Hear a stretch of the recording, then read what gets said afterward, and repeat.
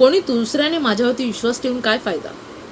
ती व्यक्ती माझ्यातला आत्मविश्वास नाही निर्माण करू शकत. कायम लक्षात ठेवा, तुम्हाला जर यश पाहिजे तर तुम्हाला त्यासाठी स्वतःवरती विश्वास पाहिजे की तुम्ही काय करून दाखवू शकता आयुष्यात. आणि आत्मविश्वास हा असाच भेटत नाही, तो निर्माण करावा लागतो.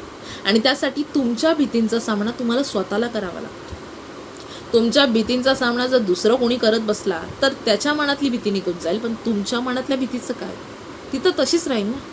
तर आत्मविश्वास जर निर्माण करायचा असेल तर त्यासाठी पहिलं पाऊल तुम्हालाच उचलावं लागेल. तुमच्या मनातली भीती तुम्हाला कमी करावी लागेल.